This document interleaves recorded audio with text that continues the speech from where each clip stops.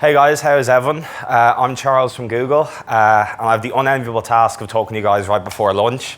So I know a few of you are probably pretty hungry, but bear with me for like 30 minutes because I got some great stuff to talk to you guys about YouTube. So as you can see from there, I'm an agency account manager. That's my role within Google. So basically, it's my job to work with the agency to help you guys grow your business online using our products. Up until about 3 months ago, I was working with traditional media agencies who did mostly print, TV, radio, and trying to help them move more into digital, look at search, PPC, paid social. And now I work with the performance guys, trying to show them how they can use YouTube and Google Display to complement all the performance advertising they're doing. Before I jump into YouTube and all the great things about that, I wanted to share a bit more about myself, because obviously if I'm working on your accounts, you should know a bit more about me, the person, outside of work. And I thought I'd do this by doing what we call a Googly Fact. So a Googly Fact is when you join Google, you have to stand up in front of your entire team, introduce yourself, and then you have to do a Googly Fact about yourself, which is meant to semi-embarrass you, but it serves two purposes. It introduces you to everyone, and it also gives them a chance to come up to you in the pub or when you're at your desk later and start up a conversation. So I thought when I was joining Google, what's interesting about me? Not really that much. I like football, music, that's not going to cut it. So I have one other great passion in life, and that is fancy dress competitions. So I thought I'd take you through a few of the fancy dress outfits I've worn over the years, because I've actually won 4 fancy dress competitions throughout my time in Google. So starting with everyone's favorite Pixar character, Woody. So this was the first summer party.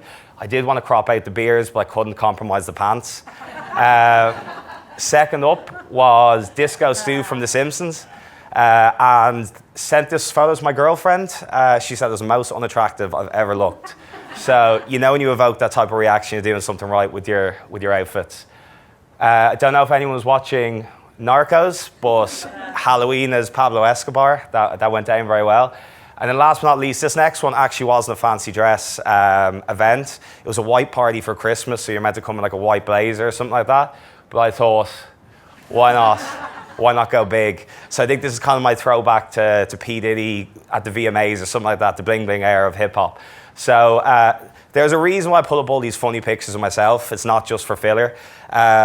When you're doing fancy dress or something like this, you have to show a bit of creativity. You can no longer win awards by just showing up with a white sheet and calling yourself a ghost. So that is why I love YouTube as well, because there's so much creativity going on YouTube every single day. Creativity is bred on YouTube, and that's why it's the biggest video platform in the world today, and it's also the second biggest search platform in the world today after obviously Google search.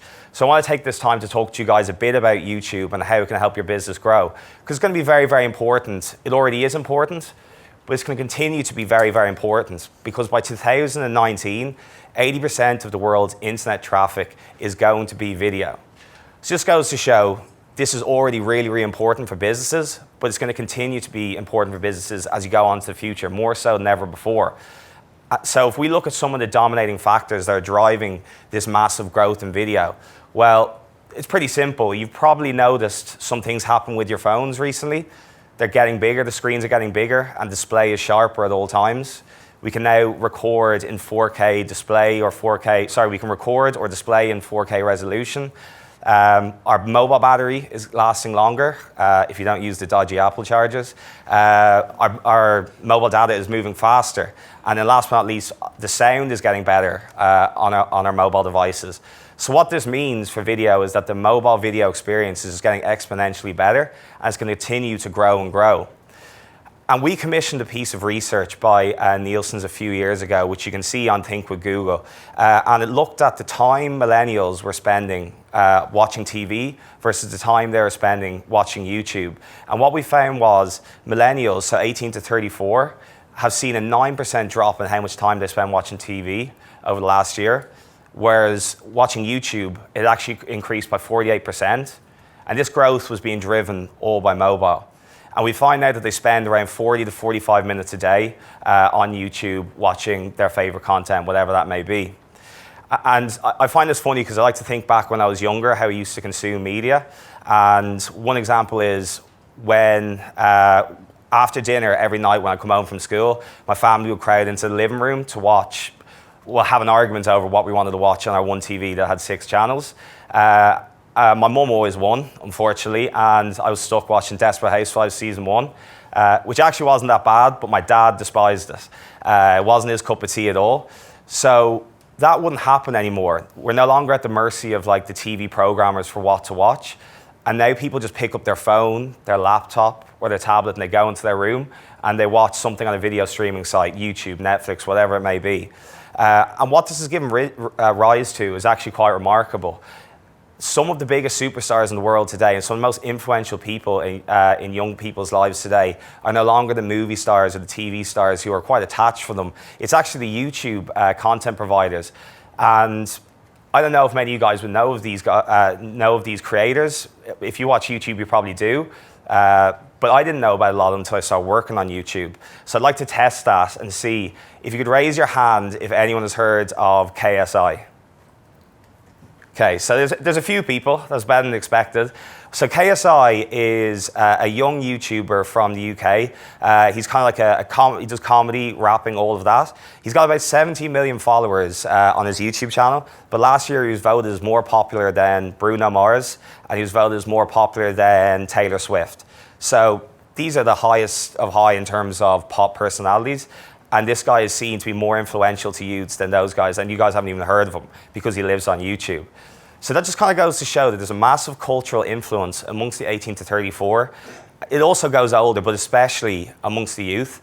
And I want to dive into why Google is so important to this and Google is so important to the digital video.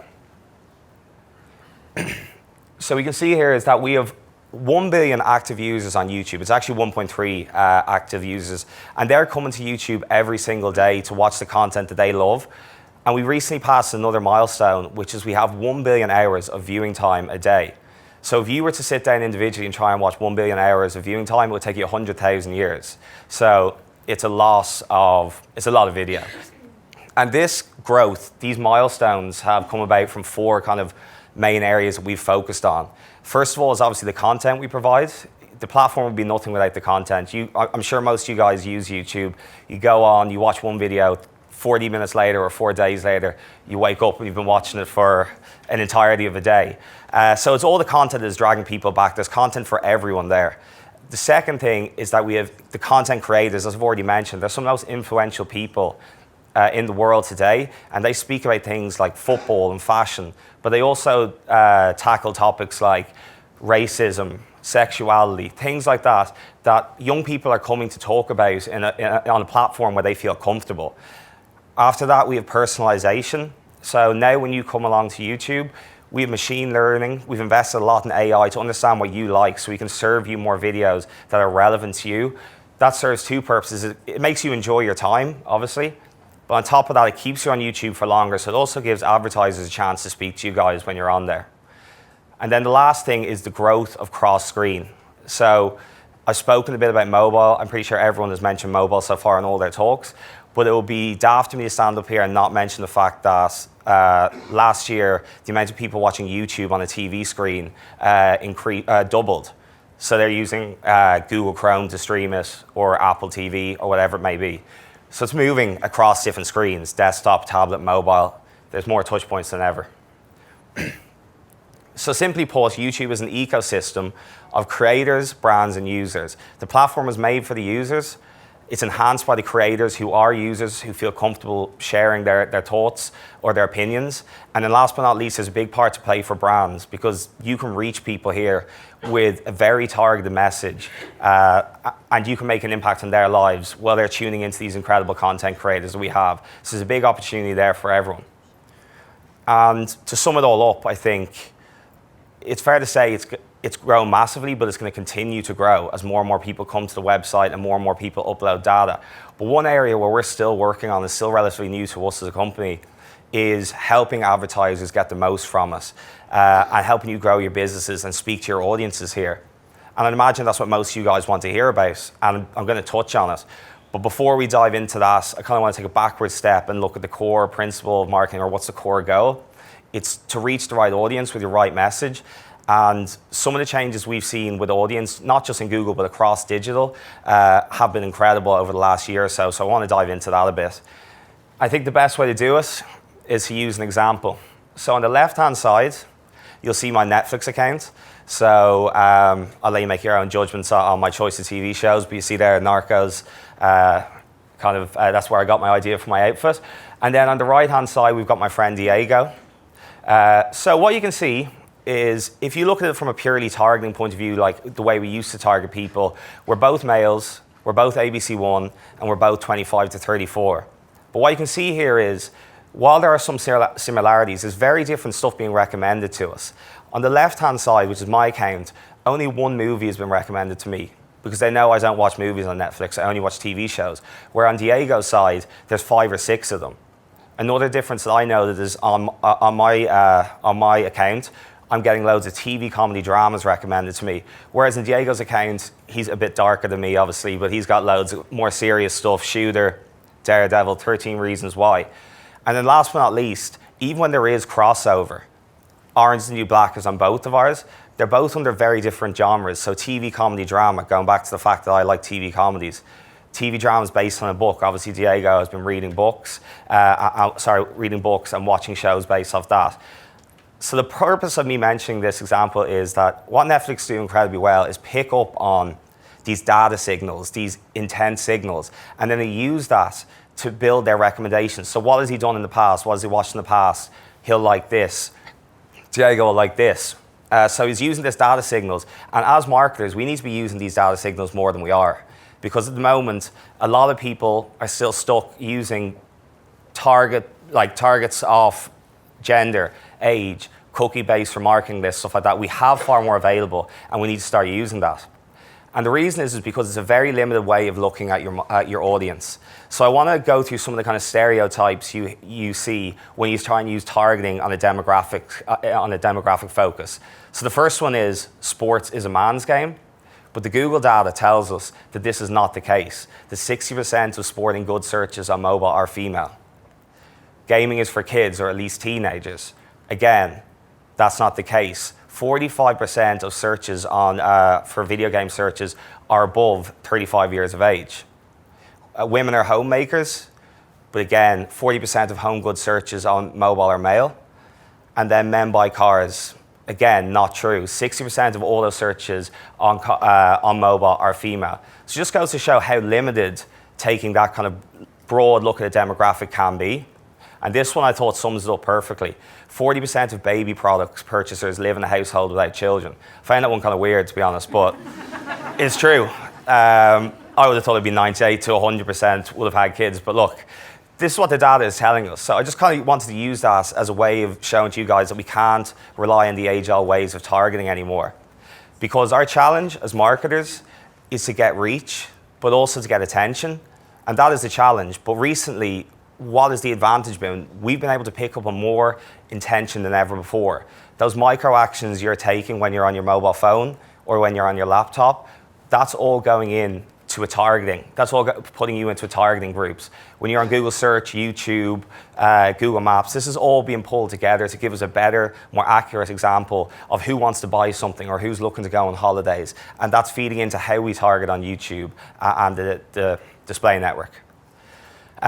Because we know that actions speak loudly. So if we look at the screen here, it's kind of like a snapshot of some of the audiences we have on display in YouTube. And we can now tell if you're an outdoor enthusiast, if you're searching for different mountain hiking trails, watching videos of how to pull up a tent on YouTube, and then actually going through to then putting into Google Maps, trying to find that hiking trail.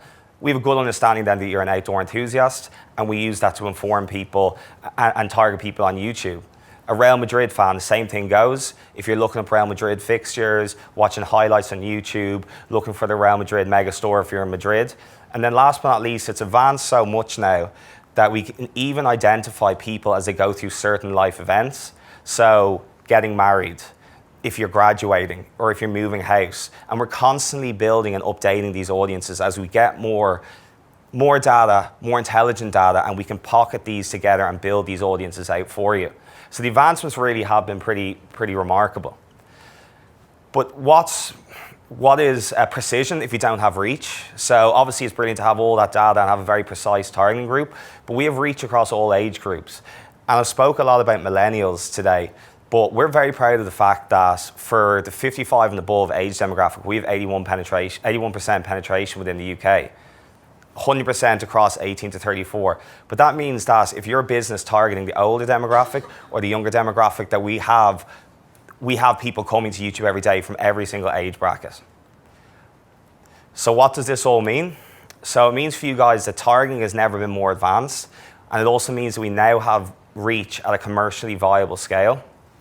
But that's not to say there is not challenges for you guys. Of course, there's more and more people moving across screens. And Matthew already mentioned the attribution and how people are jumping back and forth from different marketing channels. Add to that the fact that now more than ever, there's more competition from video providers. So you guys are trying to wonder where to put your money. And then add that, so it's far more fragmented. But if you add to that then that people's attention spans are dropping more than ever, it's easy to see why it can be difficult to operate in digital marketing today, in this day and age.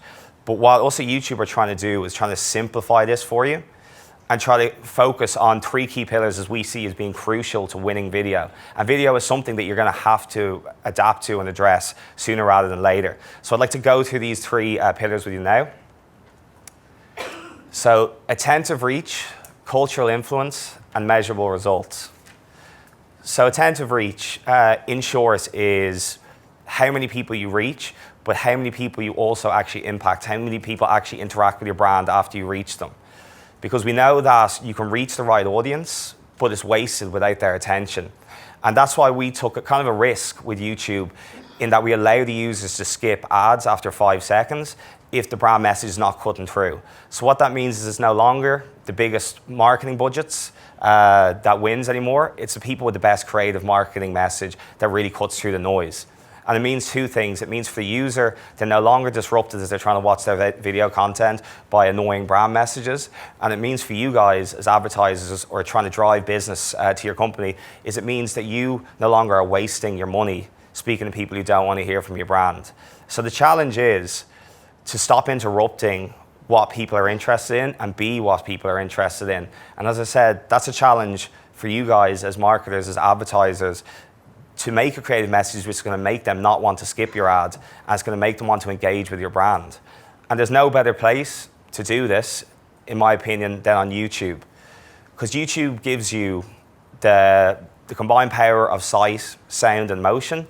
And we know that when you combine those 3 things, you get more attention. And if you get more attention, you're far more likely to drive an emotional reaction or a rational reaction. And it's far more impactful than seeing a text ad, an image ad, or anything like that. The video aspect of it really drives that attention. But loads of video providers have sight, sound, and motion, obviously all of them. But what we kind of pride ourselves on are these other 2 metrics, which are viewability and audibility. So when we're talking about viewability, we mean when your ad is actually playing on YouTube, is it on screen and are people watching it? Second is audibility. When your ad is playing, are people listening to it? Is the sound turned on? And we're market leading on both of these metrics. You can see there the industry average is about 66% for viewability. We hold ourselves to a high standard, so we're confident that when you are spending money with us, that the ads that are showing are being seen with sound on and then the person's eye line. And we think that's very, very important.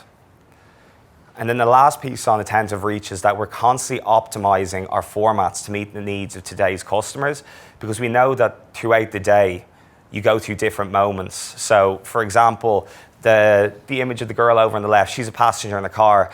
I'd like to think she's just got a WhatsApp with a YouTube link from one of her friends. So she's opened this up to get a quick hit of mobile content. And she doesn't want to see a 30-second ad or a minute ad. We know that she's likely to skip in this case. So we've taken all this into account, and what we do in that auction is we'd serve a 6-second bumper ad. So you get a quick burst of brand activity, after which you get back to your YouTube video that you'd intended to watch.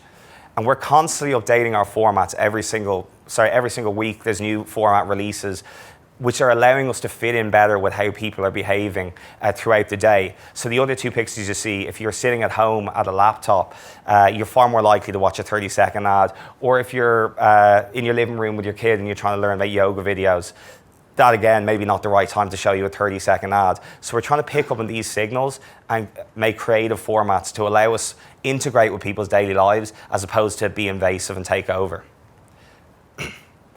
And then the second pillar is our cultural influence. And I've touched on this already, talking about KSI and some of our amazing YouTube our content creators. But this is really, really important because these guys are some of the biggest celebrities in the world today. And it's in that unique environment where your users or your customers come online to watch their favorite content provider's video, that they're most receptive to one of your brand messages. And that's why we came up with the concept of Google Preferred, which is like our it's like our version of primetime TV, which allows you guys as advertisers to show your ads right before these content creators' videos. And we've seen that when your ads show in front of these content creators' videos, as opposed to just your random cat video on YouTube, there's an 80% increase in ad recall. And I was kind of scratching my head about that, as like, why are people so much more engaged with these content creators versus just the normal videos that they're watching? And the reason is because, as mad as this may sound, some people see these content creators as their friends and their family. The lady on screen here is called Zoella, and she came in recently to Google to talk to us about her fans, and she was like, she considers them her friends and her family, and she feels their pain when they're messaging her and telling her this is going wrong. And she takes time out of her day every single day to go on and interact with these guys and answer their questions in YouTube videos. And that's really driving like a deep engagement with the fans. And because of this, brands are identifying this and they're beginning to partner up with the likes of KSI, with Zoella, because they know that they have a very receptive audience there waiting to hear what these guys have to say. And I think that stat sums it up. 6 in 10 YouTube subscribers would follow the advice of their favorite content creator over, say, their advice of a TV personality or a movie personality. So it goes to show that these guys are shifting the culture and they're going to be incredibly important going forward. And then the last of the 3 pillars, definitely not least though, is measurable results. You want to know how your campaigns are doing, of course, on YouTube. You need to have this information. And it's more important in digital even than other types of marketing, because on digital a lot of the time you have the chance to make optimizations and make these changes. So we have invested heavily in trying to give you the best measurement solutions that we can. And we work as well with different industry standards to try and kind of make measurement standards, so that you can understand better what's happening with your YouTube campaign. Is it actually effective, and is it moving the needle the way we want it to? So we give you far more than just views. We give you the key metrics within the accounts, as you would expect. On top of that, we give you a thing called brand lift, which I'm going to talk to you about shortly.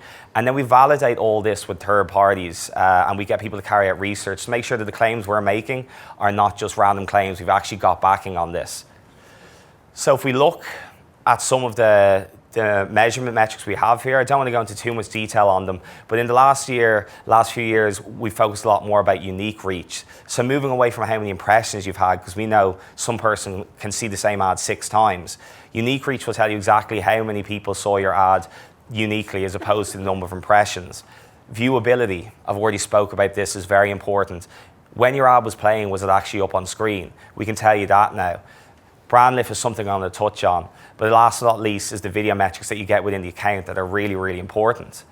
But outside of all the cold, hard stats, we want to give you a bit more, and that's why we came up with the brand lift surveys.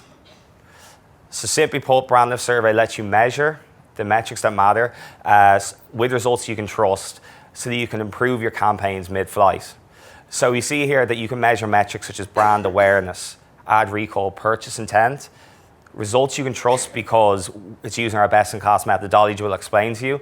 But the real kicker of it is, again, after a week of running a brand lift survey, you know on YouTube if your campaign is working, or if you need to tweak your targeting, or if you need to do something else. So it's very, very important to get that information on the fly, as opposed to getting it at the end of a campaign when it's all done. So how does it work? So it's very similar to an A/B test. Google will take a control group of people, break them into 2 buckets, A and B. One group will be exposed to the ad, the other group won't. And then about a day or 2 later, you'll probably get an image like this, which is a survey, which is your brand versus 3 others. I'm assuming many of you guys have probably seen these before. But let's say, for example, if it was Nike and they were running a brand lift survey and they wanted to do ad recall. So it'd be Nike, Adidas, Reebok, and I don't even know any other runners, Fila.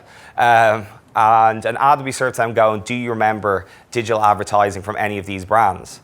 The answers will be collated, and then they'd be compared A versus B, and we'd be able to tell you if there was a statistical uplift in the people who saw the ad versus the people who didn't, answering that question. And a lot of the time, it will tell you that there wasn't a statistical uplift, which doesn't mean that your brand won't work on YouTube. It means that maybe you need to look at your creative. Maybe you need to look at the targeting you're using. And then a lot of times when it tells you there has been an uplift, that's great. That means you've got the creative, you've hit the nail on the head with your creative. So I think it's very important to have these insights, because a lot of the time if you're putting money into marketing, you don't get these insights to the very end. You don't know what's worked. This allows you to make optimizations on the go. And then what can you measure with a brand lift? So you can measure all the brand awareness, brand recall, purchase intent. So you've got your upper funnel stuff, obviously with your brand awareness, but you've also got that lower funnel purchase intent consideration. And then on top of all of that, you can actually link it back to your search now with a brand interest search, which runs alongside it, which shows after people have watched your YouTube video, seen your YouTube brand video, have they gone onto Google search, and has there been a statistical uplift in the amount of people who are searching for your particular keywords?